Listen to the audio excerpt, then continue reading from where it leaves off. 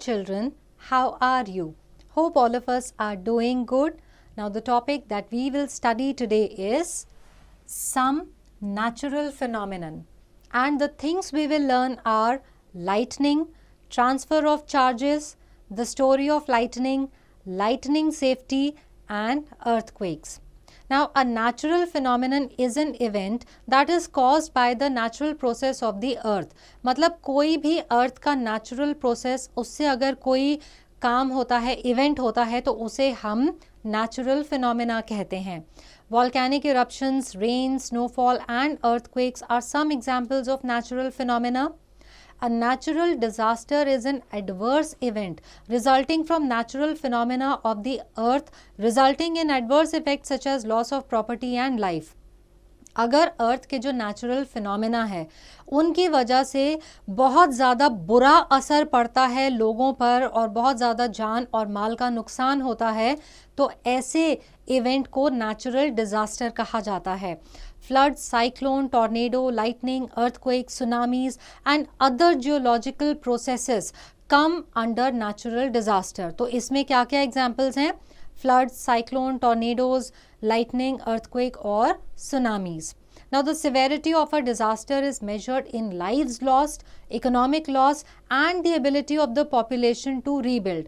अब कोई भी disaster कितना ज़्यादा बुरा था या भयंकर था या सीवियर था, इसका अंदाज़ा हम लगाते हैं कि कितनी जानें गईं, कितना नुकसान हुआ और जो हमारी बची हुई पॉपुलेशन है वो कितनी जल्दी इससे उभर कर बाहर आ सकती है.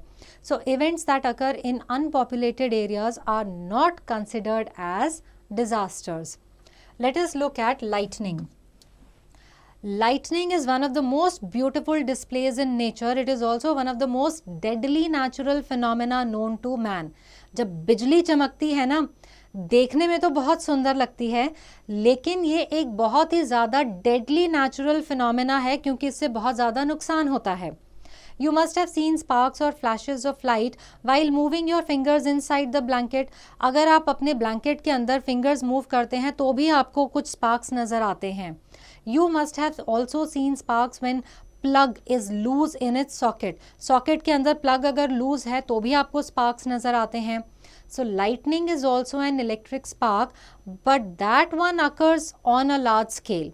तो लाइटनिंग जो है, जो बिजली चमकती है, वो भी एक तरह का इलेक्ट्रिक स्पार्क ही है, लेकिन एक बहुत ही ज़्यादा बड़े स्केल पर होता है. Lightning has frightened and mystified people since the days of our ancestors. They did not know the cause of these sparks. Now, with the help of various discoveries of science, we know that this phenomena is based on static electricity. We need not be afraid of it, but we should take precautions during lightning to protect ourselves from these deadly sparks. अब क्योंकि पुराने time में लोगों को पता नहीं था कि बिजली क्यों चमक रही है, ये कौन से स्पार्क्स हैं, क्यों क्रिएट हो रहे हैं, तो वो बहुत ज़्यादा डरते थे. अब क्योंकि हमें मालूम है कि ये स्टैटिक इलेक्ट्रिसिटी की वजह से बनते हैं, तो हमें इनसे डरना तो नहीं चाहिए, लेकिन फिर भी बहुत सारी सावधानियां बरतनी चाहिए, नहीं तो ये जो हैं बहुत ज़्यादा नुकसान कर सकते हैं. Now let's look at the sparks that the Greeks knew about. The ancient Greek philosopher Thales found that amber, a kind of resin, when rubbed with a fur cloth, attracts light objects such as dry straw and hair. तो पुराने time में Greek philosopher होते थे Thales. उन्हें पता चला कि अगर एम्बर को आप फर के कपड़े से रब करते हैं तो वो अपनी तरफ ड्राई स्ट्रॉ या फिर बालों को अट्रैक्ट करता है. इसी तरह से जब आप अपने गरम कपड़े अंधेरे में उतारते हैं तो आपको कुछ क्रैकलिंग सी साउंड सुनाई देती है और कुछ स्पार्क्स दिखाई देती हैं. However, in 1752, Benjamin Franklin, an American scientist, showed that lightning and sparks that we see in the blanket and woolen clothes are essentially the same phenomena known as static electricity, which is the accumulation of electric charge on an object. तो 1752 में Benjamin Franklin जो कि एक American scientist थे, उन्होंने बताया कि जब ब्लैंकेट या वूलन क्लोथ्स में हमें स्पार्क्स या लाइटनिंग नज़र आती है, ये एक्चुअल में स्टैटिक इलेक्ट्रिसिटी है. और स्टैटिक इलेक्ट्रिसिटी क्या है? जब इलेक्ट्रिक चार्ज किसी भी ऑब्जेक्ट के ऊपर इकट्ठा हो जाता है. Let us now look at electric charge. Charge is the fundamental property of all kind of matter. मतलब हर matter की एक fundamental property होती है charge. The smallest indivisible part of which a matter is composed is known as the atom. It is also called the building block of matter.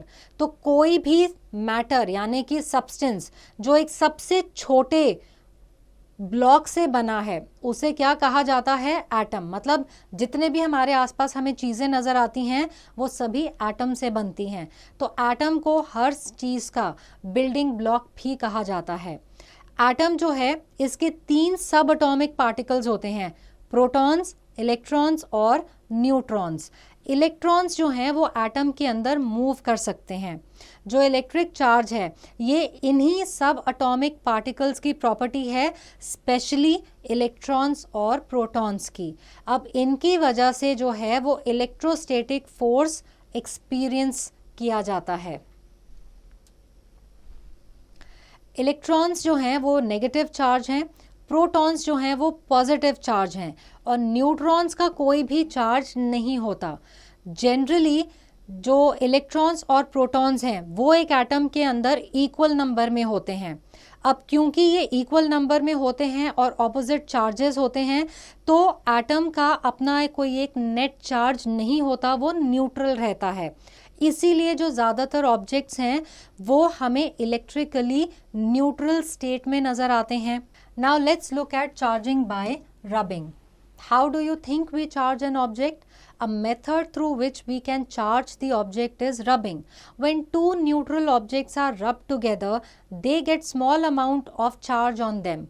For example, when you rub a comb with your hair, an inflated balloon with a woolen cloth, a glass rod with a silk cloth, etc., they acquire small amount of charge. All these objects are called charged objects. These charged objects attract different light things. तो एक जो आसान तरीका है किसी भी object को charge करने का वो है कि आप उसको किसी दूसरी चीज़ के साथ रब करें यानी कि रगड़ें. जब दो न्यूट्रल ऑब्जेक्ट्स को हम आपस में रगड़ते हैं या रब करते हैं तो उनके अंदर थोड़े से अमाउंट में एक चार्ज पैदा हो जाता है.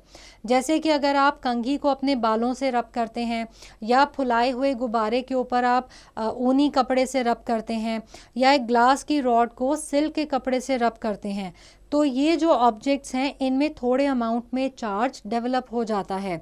फिर इनके पास अगर आप कोई भी हल्की चीज़ें लेकर के आते हैं तो वो इनकी तरफ अट्रैक्ट होती हैं. Now let us look at the types of charges and their interactions. So what makes the charged bodies attract different things? Let us find through an activity. Let us do it. To observe interaction between charged objects, take 2 balloons, pieces of tissue papers, glass tumbler, 2 pieces of thread and pieces of woolen cloth and polythene. So inflate 2 balloons and hang them at a close distance and parallel to each other. Rub them with woolen cloth and release them. Place a straw vertically in the glass tumbler as shown in the figure here. Rub its upper end with polythene. Take another straw and rub its free end with polythene. Now bring it near the charged straw placed in the tumbler. Now bring the charged balloon near the charged straw in the tumbler. In step 2, both the charged balloons repel each other. In step 4, both straws repel each other.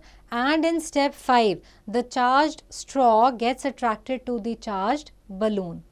So observations of the above activity indicate that both the balloon and straw acquire different kinds of charges. अगर balloon और straw में same तरह के charge होते तो वो दोनों एक दूसरे को रिपेल करते. तो इसलिए अगर हम इस एक्टिविटी को देखें तो उससे हमें क्या कंक्लूजन मिलता है कि जो 2 टाइप के चार्जेस होते हैं, पॉजिटिव और नेगेटिव, जो लाइक चार्जेस हैं वो एक दूसरे को रिपेल करते हैं और जो अनलाइक चार्जेस हैं वो एक दूसरे को अट्रैक्ट करते हैं. Let us understand how does rubbing charge the objects. तो जो हमने 2 ऑब्जेक्ट्स लिए P और Q, जो P ऑब्जेक्ट है उसके अंदर के इलेक्ट्रॉन्स और प्रोटॉन्स इक्वल नंबर के हैं तो वो इलेक्ट्रिकली न्यूट्रल है. इसी तरह से जो ऑब्जेक्ट Q है उसके अंदर भी इक्वल नंबर के इलेक्ट्रॉन्स और प्रोटॉन्स हैं तो वो भी इलेक्ट्रिकली न्यूट्रल है. जब आप ऑब्जेक्ट P और Q को एक दूसरे के साथ रब करते हैं तो कुछ नेगेटिव चार्जेस ऑब्जेक्ट P से ऑब्जेक्ट Q के अंदर ट्रांसफर हो जाते हैं। जब आप P और Q ऑब्जेक्ट्स को एक दूसरे के साथ रब करते हैं तो P ऑब्जेक्ट पर से कुछ नेगेटिव चार्ज जो है वो ऑब्जेक्ट Q में ट्रांसफर हो जाता है। तो जो ऑब्जेक्ट Q है उसके पास जो नंबर ऑफ इलेक्ट्रॉन्स हैं वो प्रोटॉन से ज़्यादा हो जाते हैं क्योंकि इसने कुछ एक्स्ट्रा इलेक्ट्रॉन्स गेन कर लिए होते हैं और ये नेगेटिवली चार्ज हो जाता है। इसी तरह से जो ऑब्जेक्ट P है इसमें इलेक्ट्रॉन्स का नंबर प्रोटॉन से कम हो गया है क्योंकि इसने कुछ इलेक्ट्रॉन्स को लूज कर दिया है, तो इसलिए ये जो है P ऑब्जेक्ट ये पॉजिटिवली चार्ज हो जाता है। Now let us look at static electricity or electrostatic series. Now this is a list that determines the kind of electric charge that is produced on each object when any two objects are rubbed together. तो कोई भी दो objects जब आपस में rub करेंगे तो वो जो ऑब्जेक्ट्स हैं उनमें किस तरह का इलेक्ट्रिक चार्ज प्रोड्यूस होगा वो हमें स्टैटिक इलेक्ट्रिसिटी या फिर इलेक्ट्रोस्टैटिक सीरीज बताती है। So the relative position of two substances in the static electricity series will tell you how they will react when brought in contact. तो ये हमारी static electricity series है। तो human skin, glass, wool, fur, hair, silk, cotton, wood, ebonite, plastic, rubber, gold। अब यहाँ पे अगर आप देखेंगे तो यहाँ जो है weak hold on electrons so they gain a positive charge, then decreasing tendency to lose electrons hence neutral, and strong hold on electrons so they gain a negative charge. Now let us look at transfer of charges. Now we can test the presence of charge on an object with the help of a simple electroscope. Let us make an electroscope and test the presence of charge on a straw. तो अगर आपको test करना है कि किसी object के ऊपर कोई चार्ज है कि नहीं है तो आप इलेक्ट्रोस्कोप का यूज़ कर सकते हैं। Let us do it. To detect the presence of charges on an object, materials required: an aluminium foil, glass jar, paper clip, charge straw, index card, tape. Take an aluminium foil and cut two strips out of it, 1 centimeter by 4 centimeter each. Now take a paper clip and turn it into the shape of a hook. Insert the back end of the hook through the center of index card and use a tape to secure it. Push the hook through the aluminium strips and then place the index card over the glass jar. Make sure that the aluminium strips are hanging in the jar in a proper manner as shown in the figure here. Now bring an electrically charged object like a straw which has been rubbed on polythene near the hook and observe the aluminium strips. Record your observations. You will observe that when you bring an electrically charged straw near the hook, the aluminium strips will spread apart. तो इस activity में हमने क्या देखा, जो aluminium strips थी वो एक दूसरे से रिपेल कर गई या दूर चली गई। ऐसा इसलिए हुआ क्योंकि दोनों स्ट्रिप्स को सेम काइंड ऑफ चार्ज मिला था और ये चार्ज मिला था स्ट्रॉ से जो वहाँ पर पास हुआ था मेटालिक पेपर क्लिप के थ्रू, क्योंकि जो मेटल है वो चार्जेस के गुड कंडक्टर्स होते हैं। इसीलिए जो एल्यूमिनियम स्ट्रिप्स थी वो एक दूसरे को उन्होंने रिपेल किया और एक दूसरे से दूर चली गई। So an electroscope is an early scientific instrument that is used to detect the presence and magnitude of electric charge on an object. तो ये एक ऐसा साइंटिफिक इंस्ट्रूमेंट है इलेक्ट्रोस्कोप जिसको हम यूज़ करके इलेक्ट्रिक चार्ज का की प्रेजेंस और मैग्नीट्यूड दोनों को हम ऑब्जर्व कर सकते हैं। It works in the following manner. Touch the object to be tested with the metal cap of the electroscope. If the leaves of an electroscope open up, that is diverge, the object is charged. If the leaves remain unaffected, the object has no charge. तो जिस object को आपने touch करना है उसको आप electroscope के metal cap से टच करें। अगर इलेक्ट्रोस्कोप की जो लीव्स हैं वो एक दूसरे से दूर चले जाती हैं तो ऑब्जेक्ट में चार्ज है। अगर लीव्स पे कोई असर नहीं पड़ता, वो वैसी ही रहती हैं, तो मतलब ऑब्जेक्ट पर कोई चार्ज नहीं है। the extent of divergence of the leaves is a measure of the charge on the object। अब वो कितना एक दूसरे से दूर जाती हैं, इससे हमें पता चलता है कि ऑब्जेक्ट पर कितना चार्ज है।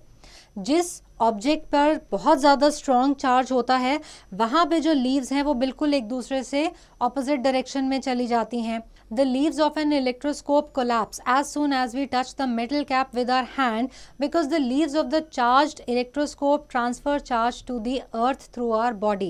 In other words, leaves are discharged. अगर हम अब उसकी जो मेटल कैप है इलेक्ट्रोस्कोप की उसको अपने हाथ से टच करते हैं तो उसकी लीव्स एकदम कोलैप्स कर जाती हैं, क्योंकि इलेक्ट्रोस्कोप पर जो चार्ज आ गया था वो अब हमारी बॉडी के थ्रू अर्थ में चला जाता है, और इसको हम कहते हैं कि लीव्स जो हैं वो डिस्चार्ज हो चुकी हैं, और इस प्रोसेस को अर्थिंग कहा जाता है।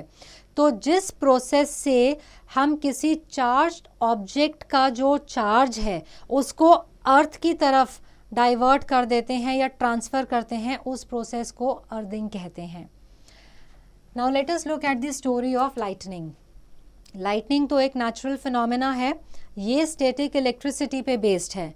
अब जब लाइटनिंग होती है यानी कि बिजली चमकती है, तो जब क्लाउड्स आपस में रब करते हैं एक दूसरे के साथ तो चार्ज प्रोड्यूस होता है, क्योंकि इन दो क्लाउड्स के बीच में एयर करंट होता है। अब इन चार्ज की वजह से बिजली बनती है या स्पार्किंग होती है। Now let us study charging of clouds. So during a thunderstorm, the air currents move upward while the water droplets move downward. These vigorous movements cause generation and separation of charges in clouds. तो जब thunderstorm का time होता है, बादल गरज रहे होते हैं, तो जो हवा के करंट्स हैं वो ऊपर की तरफ जाते हैं और जो वाटर के ड्रॉपलेट्स हैं वो नीचे की तरफ आ रहे होते हैं। अब ये इतनी तेज़ मूवमेंट होती है, इस मूवमेंट से जो है सेपरेशन होती है चार्जेस की क्लाउड्स में और उनकी जनरेशन भी होती है। The positive charges collect near the upper edges of the clouds and the negative charges accumulate near the lower edges. तो क्लाउड की जो ऊपर की एज है वहाँ पे पॉजिटिव चार्ज कलेक्ट होता है और नीचे की एज पे नेगेटिव चार्ज कलेक्ट होता है। There is an accumulation of positive charges near the ground also. तो ग्राउंड के पास भी जो है पॉजिटिव चार्ज इकट्ठा होना शुरू हो जाता है। Discharging of charges between clouds and ground. So as the magnitude of the accumulated charges becomes very large, the air, which is normally a poor conductor of electricity, is not able to resist their flow anymore. अब क्योंकि जो charges इकट्ठे हुए थे वो बहुत ज़्यादा बढ़ जाते हैं, तो एयर जो कि नॉर्मली इलेक्ट्रिसिटी का पुअर कंडक्टर है वो अब इस फ्लो को ज़्यादा देर तक रोक नहीं पाती, रेजिस्ट नहीं कर पाती। Negative charge on the cloud tends to make a path towards the ground and it results in a narrow streak of electrical discharge which we call as lightning. तो जो क्लाउड का नेगेटिव चार्ज था वो ground की तरफ अपना रास्ता बनाता है और इसी की वजह से जो है हमें एक पतली सी स्ट्रीक नज़र आती है इलेक्ट्रिकल डिस्चार्ज की, जिसे हम लाइटनिंग कहते हैं या बिजली चमकना कहते हैं। अब ये जो पूरा प्रोसेस है इसको इलेक्ट्रिक डिस्चार्ज कहा जाता है, यानी कि flow of electric charges. This discharge of charges can take place between two clouds and within same clouds as shown in this figure here. Now let's look at lightning safety. जब भी आपको बादलों की गरजने की आवाज़ आए तो आपको एकदम से किसी बिल्डिंग के अंदर जाना चाहिए, और जो अगर आप किसी मेटल टॉप के व्हीकल में हैं तो अपने विंडोज़ को बंद कर दें। आप शेल्टर के अंदर कम से कम 30 मिनट तक सेफ्टी में रहें, या जब तक कि आपको थंडर की जो आवाज़ है वो सुननी बंद ना हो जाए। जो हार्ड मेटालिक टॉप व्हीकल्स होते हैं वो जनरली सेफ शेल्टर्स होते हैं। Now let us look at indoor lightning safety. So अगर आप बिल्डिंग के अंदर हैं, घर के अंदर हैं, तो जो आपके कॉर्ड वाले फ़ोन्स हैं, कंप्यूटर्स हैं या दूसरे इलेक्ट्रिकल इक्विपमेंट हैं उनसे दूर रहें, नहीं तो वो आपको इलेक्ट्रिसिटी के डायरेक्ट कांटेक्ट में पहुंचा देते हैं। Avoid plumbing areas including sinks, baths and faucets. और उस टाइम पे जो आपके प्लम्बिंग एरियाज़ होते हैं, जाने कि आपके सिंक्स या बाथ्स या जो नलके जहाँ पे होते हैं उन एरिया से भी दूर रहें। फिर जो आपके घरों में विंडोज़ और डोर्स हैं या जो आपके बाहर के दालान या बरामदे हैं उनसे भी दूर रहें। जो कंक्रीट फ्लोर है उन पर ना लेटें और जो कंक्रीट वॉल है उनके अगेंस्ट टेक ना लें या लीन ना करें. Now it is a fact most cars are safe from lightning, but it is the metal roof and metal sides that protect you, not the rubber tires. When lightning strikes a vehicle, it goes through the metal frame into the ground. Now let us look at some outdoor lightning safety. अगर आप बाहर हैं किसी भी building के जब बिजली चमक रही है तो आप क्या करें कि एक तो सबसे पहले किसी भी ऊंचाई वाली जगह जैसे कि हिल, माउंटेन रिजेस या फिर जो पीक्स हैं वहाँ पर से नीचे उतर आएं. कभी भी क्लिफ या रॉकी ओवरहैंग जो होते हैं वहाँ पे शेल्टर ना लें. If you are caught in an open field with no nearby shelter and your hair begins to stand on end, an indication that lightning is about to strike, drop down and crouch with hands on knees, rocking up on the balls of your feet. The idea is to make as little contact with the ground as possible. तो अगर आप कहीं बाहर open field में हैं, आसपास कोई shelter नहीं है और आपको लगे कि आपके बाल थोड़े थोड़े से खड़े होने शुरू हो रहे हैं तो ये इंडिकेशन है कि लाइटनिंग होने वाली है, यानी कि बिजली चमकने वाली है. तो आप इमीडिएटली नीचे बैठ जाएं अपने पैरों के ऊपर. जो आपके हाथ हैं उनको अपने घुटने पर रखें और अपने जो पैरों के बॉल्स हैं उन पे थोड़ा थोड़ा सा मूवमेंट करें. इससे क्या होगा कि आपकी बॉडी जो है ग्राउंड से बहुत ही कम कांटेक्ट बनाएगी.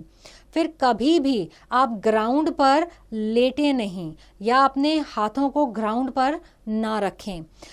Also, never take shelter under an isolated tree. Take shelter in tunnels, subways, ditches or caves. आपके आसपास अगर कोई एक पेड़ है उसके नीचे शेल्टर मत लीजिए. अगर आपको शेल्टर लेना है और आसपास कोई टनल, सबवेज या डिचेस या फिर केव्स हैं उनका यूज़ करें. Immediately get out and stay away from ponds, lakes and other water bodies. अगर आप किसी झील में या किसी पॉन्ड में हैं या किसी भी पानी के बॉडी में हैं तो वहाँ से निकल कर दूर चले जाएं. Stay away from objects that conduct electricity such as pointed wire fences, power lines and windmills. तो कोई भी ऐसे पॉइंटेड ऑब्जेक्ट्स हों जैसे कि पॉइंटेड वायर फेंसेस हैं, पावर लाइंस हैं, विंडमिल्स हैं जो कि इलेक्ट्रिसिटी को कंडक्ट करते हैं, उनसे दूरी बना करके रखें. फिर आप अपने हाथ में अम्ब्रेला ना लें क्योंकि उसका मेटल का हैंडल होता है. तो जब भी थंडरस्टॉर्म होता है जो मेटालिक हैंडल है वो एक पोटेंशियल टारगेट बन सकता है जिस पे बिजली पड़ सकती है या गिर सकती है. Now let us look at lightning conductor. A lightning conductor is a long and a pointed spike made of metal rod attached to the roof of a building. It protects us from lightning. तो कोई भी ऐसी लंबी और pointed यानी कि spike वाली जो मेटल रॉड होती है जिसको कि हम किसी बिल्डिंग की रूफ से अटैच करते हैं वो हमारी लाइटनिंग कंडक्टर होती है. The rod is connected to earth via thick copper strips. The contact with the earth is kept well conducting. If a lightning strikes, it provides a conducting path to earth without affecting the building or the inhabitants or the appliances inside. तो जो हमारी building की roof पर एक metal की spike या rod attached होती है वो थिक कॉपर स्ट्रिप्स के थ्रू हमारे अर्थ से कनेक्टेड होती है. तो अगर लाइटनिंग स्ट्राइक करती है या बिजली गिरती है बिल्डिंग पे तो वो एक कंडक्टिंग पाथ बना देती है कि वो जो इलेक्ट्रिसिटी है वो सीधा अर्थ में जाती है. बिल्डिंग के अंदर रह रहे लोगों को या अप्लायंसेस को फिर वो अफेक्ट नहीं करती. Let's now take a look at earthquakes. Earthquake is a sudden shaking or trembling of the ground as a result of the movements within the earth's crust which last for a very short time. तो हमारे अर्थ की जो crust है उसके अंदर की जो plates हैं उनमें जब मूवमेंट होती है वो एक दूसरे से अगर स्ट्राइक करती हैं तो अर्थ में सडन शेकिंग या ट्रेम्बलिंग होती है जो ग्राउंड पे हमें महसूस होती है. इसको अर्थक्वेक कहा जाता है और ये बहुत ही कम टाइम के लिए होती है. टाइम टू टाइम अर्थक्वेक कहीं ना कहीं पर होते रहते हैं. जो छोटे हैं वो तो नोटिस में भी नहीं आते लेकिन जो मेजर अर्थक्वेक हैं वो थोड़े कम फ्रीक्वेंटली होते हैं. अब अर्थक्वेक जो हैं हमें शॉक की तरह हमारे पैरों में महसूस हो सकते हैं या फिर वो इतने ज़्यादा पावरफुल हो सकते हैं कि हमारी जो पूरी की पूरी सिटी है वो भी ढह सकती है. ये कहीं पे कभी भी हो सकते हैं, लैंड पर हो सकते हैं, सी में भी हो सकते हैं. जो ग्राउंड मूवमेंट्स होती हैं वो बहुत टाइप के डैमेजिंग इफ़ेक्ट्स कॉज करती हैं। तो अर्थक्वेक के टाइम पे जो ग्राउंड मूवमेंट होती हैं उनसे अलग अलग टाइप के डैमेजिंग इफ़ेक्ट्स होते हैं। So earthquake causes damage to the building, bridges and dams. तो हमारी बिल्डिंग, ब्रिजेस और डैम्स हैं वो डैमेज हो जाते हैं अर्थक्वेक में। They may cause great loss of life. It can also cause floods and landslide. Landslides triggered by earthquake often cause more destruction than the earthquake itself. तो बहुत ज़्यादा जान का नुकसान होता है। अब इनके वजह से फ्लड्स आ सकते हैं, लैंडस्लाइड्स हो सकते हैं। अब अर्थक्वेक से जो लैंडस्लाइड होते हैं उनसे ज़्यादा डिस्ट्रक्शन होती है। Think, how does an earthquake cause tsunami? Then tidal waves or tsunamis, that are large waves on the surface of the sea, can cause major damage to shoreline areas. In 2004, major tsunami hit the Indian coast which brought great damage to life and property. तो earthquake की वजह से बहुत बड़ी बड़ी tidal waves create होती हैं सी के सरफेस पे, जिन्हें सुनामी कहा जाता है, और ये जो इनका शोर लाइन एरिया होता है उसमें बहुत ज़्यादा डैमेज कॉज करती हैं। Now let us see what causes an earthquake. Earthquakes which are caused by plate tectonics are called tectonic quakes. तो जो अर्थ के नीचे की प्लेट टेक्टोनिक्स हैं उनकी वजह से जो अर्थक्वेक आते हैं उन्हें टेक्टोनिक क्वेक कहा जाता है। अर्थक्वेक दुनिया भर में the majority of earthquakes worldwide are caused by disturbances deep down the uppermost layer of the earth called crust. तो ज़्यादातर दुनिया में जो earthquakes होते हैं वो अर्थ की क्रस्ट की जो uppermost layer है उसकी डिस्टर्बेंस में जो होती है उसकी वजह से होते हैं। जो अर्थ की क्रस्ट है वो एक सिंगल पीस नहीं है, लेकिन बहुत सारे छोटे टुकड़ों में बटी हुई प्लेट्स हैं जिन्हें हम टेक्टोनिक प्लेट्स कहते हैं। It may surprise you but these plates are in continual motion. ये प्लेट्स हमेशा ही मूवमेंट में रहती हैं। जब ये एक दूसरे के नज़दीक आती हैं तो ये कन्वर्ज करती हैं। जब ये एक दूसरे से दूर जाती हैं तो डाइवर्ज करती हैं। जब ये एक दूसरे से ब्रश करके निकलती हैं तो हम इन्हें कहते हैं कि ट्रांसफॉर्म फॉल्ट है। अब ये जो मूवमेंट है प्लेट्स की, इनके वजह से जो अर्थ की सरफेस है यहाँ पर जो है अर्थक्वेक क्रिएट होते हैं या कॉज होते हैं। Now the boundaries of the tectonic plates that are at high risk of earthquake are called the seismic zones और फॉल्ट जोन्स। टेक्टोनिक प्लेट की जहाँ पे बाउंड्रीज पे बहुत ज़्यादा रिस्क रहता है अर्थक्वेक होने का, उन जगहों को हम कहते हैं सीस्मिक जोन या फिर फॉल्ट जोन्स। अब इंडिया में Kashmir, western and central Himalayas और जो पूरा नॉर्थ ईस्ट का एरिया है, रन ऑफ कच्छ है, राजस्थान है, इंडो गैंजेटिक प्लेन्स हैं, यहाँ पे बहुत ज़्यादा रिस्क रहता है अर्थक्वेक आने का। Some parts of the Deccan plateau are also under the seismic zone. Now earthquakes which are caused by explosive volcanic eruptions are called volcanic quakes. कहीं कहीं पे जब volcanoes erupt करते हैं और वहाँ पे volcanoes की erupt करने की वजह से अगर earthquake cause होता है तो उन्हें volcanic quake कहा जाता है। In fact जहाँ पे volcanic activities होती हैं वहाँ पे volcanic quakes भी बहुत ज़्यादा commonly होते हैं। Earthquakes which are caused by direct outside influence such as surface explosions like nuclear tests, mining of oil or gas production, dam or tunnel constructions are called induced quakes. तो कभी कभी जो इंसानों की एक्टिविटीज़ हैं जैसे कि माइनिंग हो गई या फिर न्यूक्लियर टेस्ट किए तो एक्सप्लोजन्स हो गए या फिर आपके डैम या टनल कंस्ट्रक्शन हो रहा है तो वहाँ पे अगर क्वेक्स होते हैं तो उन्हें हम इंड्यूस्ड क्वेक्स कहते हैं। Now let us look at the occurrence of earthquake. An earthquake can be linked to the effect observed when a stone is thrown into water. After the stone hits the water, a series of concentric waves called ripples move outwards from the center. These same events occur in an earthquake. तो अगर आप पानी में कोई पत्थर फेंकते हैं तो आप देखते हैं ना कि गोल गोल से वेव्स बननी शुरू हो जाती हैं, इनको हम रिपल्स कहते हैं और ये सेंटर से बाहर की तरफ मूव करती हैं। यही चीज़ें तब होती हैं जब भी कभी अर्थक्वेक होता है। अर्थक्वेक में क्या होता है कि जो क्रस्ट होती है अर्थ की उसमें एक बहुत ही सडन मूवमेंट होती है। या तो क्रस्ट में या फिर उसके मैंटल में। इससे जो है कंसेंट्रिक यानी कि गोल गोल शॉक वेव्स बनती हैं, जो कि जिस जगह पे ये ओरिजिनेट होती हैं वहाँ से बाहर की तरफ मूव करती हैं। अब इन वेव्स को कहा जाता है seismic waves. Geologists and geographers call the origin of the earthquake the focus। तो जहाँ पर एक्चुअल में earthquake अकर होता है, जहाँ से ये वेव्स बाहर की तरफ जाती हैं, उस पॉइंट को फोकस कहा जाता है। Since this is often deep below the surface and difficult to map, the location of the earthquake is often referred to as the point on the earth's surface directly above the focus। This point is called the epicenter। अब अर्थ के बहुत ज़्यादा नीचे depth में जा कर के देखें तो वहाँ पे एक्चुअल में अर्थक्वेक का फोकस होता है। अब उसको हम मैप तो नहीं कर सकते और बहुत क्लियरली उसका जो ओरिजिन है फोकस का उसको हम देख नहीं सकते, तो उसके डायरेक्टली ऊपर वाला जो एरिया है उसको कहा जाता है epicentre. Greatest damage from an earthquake usually happens close to the epicentre. तो जो एपिसेंटर है जहाँ पे एक्चुअल में नीचे उसका फोकस होता है, सबसे ज़्यादा डैमेज एक्चुअल में एपिसेंटर और उसके आसपास ही होता है। The strength of the earthquake decreases away from the epicentre. जैसे जैसे एपिसेंटर से आप दूर जाते जाएंगे तो अर्थक्वेक की जो स्ट्रेंथ है वो डिक्रीज होती जाएगी, कम होती जाएगी। ये जो पूरा फिनोमेना है ये सिर्फ कुछ सेकंड्स के लिए होता है।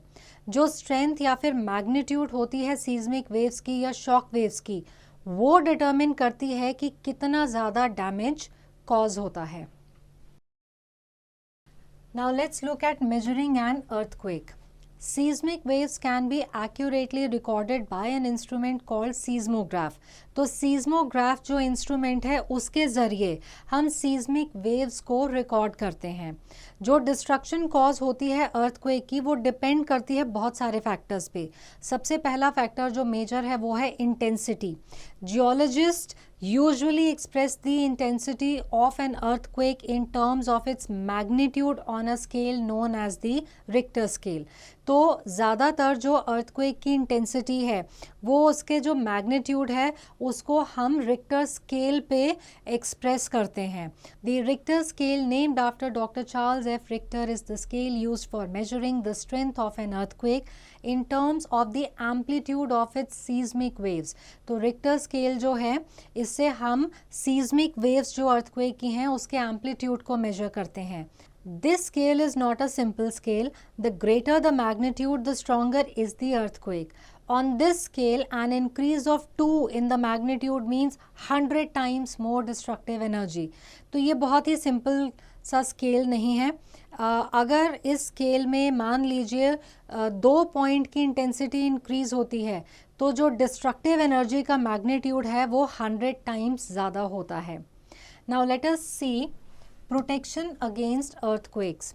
अब अर्थक्वेक जो है वो कभी भी किसी भी टाइम आ सकता है और वो इतना ज़्यादा इंटेंस या सीवियर होता है, चाहे वो दिन हो रात हो, कभी भी वार्निंग पहले किसी को नहीं मिलती। तो अगर किसी पॉपुलेटेड एरिया में अर्थक्वेक आता है तो बहुत ज़्यादा डेथ हो सकती हैं, इंजरीज हो सकती हैं, प्रॉपर्टी का नुकसान हो सकता है। इसलिए ज़रूरी है कि सबसे पहले तो हम आइडेंटिफाई करें पहले से कि बाई चांस अगर यहाँ पे अर्थक्वेक आता है तो यहाँ पे पोटेंशियल हज़ार्ड्स क्या हैं, मतलब क्या चीज़ें हैं जो बहुत ज़्यादा नुकसानदेह हो सकती हैं। तो जो लोग सीज्मिक जोन्स पर रहते हैं वहाँ पे अर्थक्वेक आने की संभावना ज़्यादा होती है, तो उनको ज़्यादा प्रिपेयर्ड रहने की ज़रूरत रहती है। All the buildings in seismic zones should be specially designed so that they can withstand tremors. It is advisable to make the structure simple so that it is quake safe। तो seismic zone पर जितने भी आप घर या buildings बनाते हैं उनको ऐसे डिज़ाइन करना चाहिए कि वो ये जो अर्थक्वेक के झटके हैं, ट्रेमर्स हैं, उन्हें बर्दाश्त कर सकें, झेल सकें। और अगर सिंपल स्ट्रक्चर बने होंगे तो वो क्वेक सेफ रहेंगे, यानी कि वो अर्थक्वेक से के टाइम पर बचे रहेंगे। बिल्डिंग्स में आग लग सकती है तो इसलिए ज़रूरी होता है कि जितनी भी बिल्डिंग्स हैं उनमें फायर फाइटिंग इक्विपमेंट ज़रूर होनी चाहिए। Safer places indoors as well as outdoors must be clearly identified. पहले से आइडेंटिफाई करके रखना चाहिए कि इन केस अगर अर्थक्वेक आ जाता है तो बिल्डिंग के अंदर या बाहर ऐसे कौन से एरियाज़ हैं जो कि सेफ़ हैं। फिर इमरजेंसी कम्युनिकेशन प्लान हमेशा ही सबके पास अवेलेबल होना चाहिए। डिज़ास्टर मैनेजमेंट सप्लाईज जैसे कि flash light, first aid box वगैरह ये हमेशा ईजीली अवेलेबल होने चाहिए ऐसी जगहों पर। For a person present inside a building, take shelter under a table and stay there till the shaking stops. Stay away from tall and heavy objects that may fall on you. Do not get up if you are in bed. Protect your head with pillows. Stay indoor until shaking stops and then it is safe to move outside. Most of the injuries occur when people inside the building attempt to move to a different location within the building or try to leave it. अगर आप किसी building के अंदर हैं और earthquake आ जाता है तो आप किसी टेबल के नीचे छुप जाएं जब तक कि उसकी शेकिंग जो है वो रुक ना जाए। फिर जितने भी बड़े और हेवी ऑब्जेक्ट्स होते हैं उनसे दूरी बना के रखिए क्योंकि वो आपके ऊपर गिर सकते हैं। अगर आप बेड में हैं तो वहीं पर रहें, बस अपने सर पे पिलोज रख करके अपने सर को बचाएं। अगर आप अंदर हैं तो तब तक अंदर रहें जब तक कि शेकिंग स्टॉप नहीं हो जाती। ज़्यादातर चोटें या नुकसान तब होता है जब लोग जो बिल्डिंग के अंदर होते हैं वो या तो बिल्डिंग के अंदर ही किसी डिफरेंट लोकेशन में एकदम से भागने की या मूव करने की कोशिश करते हैं या बाहर आने की कोशिश करते हैं। फॉर अ पर्सन आउटसाइड, अगर आप कहीं बिल्डिंग के बाहर हैं तो बिल्डिंग से बहुत ही दूर एक क्लियर स्पॉट ढूंढे जहाँ पे बिल्डिंग ना हो, ट्रीज ना हो, ब्रिजेस ना हो और ओवरहेड पावर लाइंस तो बिल्कुल ना हो। फिर आप एकदम से ग्राउंड पर नीचे लेट जाएं या गिर जाएं। Do not come out if you are in a moving vehicle. Drive slowly to a clear spot and stay inside. Come out only when the tremors stop. अगर आप किसी गाड़ी के अंदर हैं और गाड़ी चल रही है तो आप बहुत ही धीरे धीरे गाड़ी चला करके किसी साफ जगह ले जाएं और गाड़ी के अंदर ही रुकें। साफ जगह ले जाएं मतलब जहां आसपास बहुत ज़्यादा पेड़ या टॉल बिल्डिंग्स ये सब ना हो, और गाड़ी से बाहर तभी आएँ जब एक बार अर्थक्वेक के जो झटके हैं वो रुक जाएं। Precautions after the earthquake. Stay calm for a while. Expect aftershocks. These shocks can cause additional damage. Beware of possible tsunami if you live in coastal areas. अगर earthquake आ चुका है तो सबसे पहले तो उसके जो आफ्टर शॉक्स आते हैं उनके आने तक आप अपनी शांति बनाए रखें क्योंकि ये जो शॉक्स हैं इनसे थोड़े और डैमेजेस कॉज हो सकते हैं। अगर आप कोस्टल एरियाज़ में रहते हैं तो हमेशा ध्यान रखें कि सुनामी होने की संभावना होती है। Carefully inspect utility supplies, use telephones only in emergency, stay away from damaged areas and help the injured people. जो आपके आसपास यूटिलिटीज़ हैं, सप्लाईज़ हैं, उनको ध्यान से इंस्पेक्ट करें कि सब ठीक हैं कि नहीं हैं। टेलीफोन को तभी यूज़ करें अगर कोई इमरजेंसी हो तो, और जहाँ पे कोई डैमेज हुआ है उस जगह से दूर रहें। अगर आपके आसपास कोई लोग हैं जिनको चोट लगी है तो आप उनकी मदद ज़रूर करें। Let's take a quick recap. Charge is the fundamental property of all kinds of matter. There are two kinds of electric charge, positive and negative. When two objects rub with each other, they acquire charge. Like charges repel and unlike charges attract. Lightning strike could destroy life and property. Earthquake is caused by a disturbance deep inside the Earth's crust. Intensity of an earthquake is measured on Richter scale. We should follow all kinds of precautions during an earthquake. So I hope that this chapter is clear to all and answering questions based on this chapter will now be easy.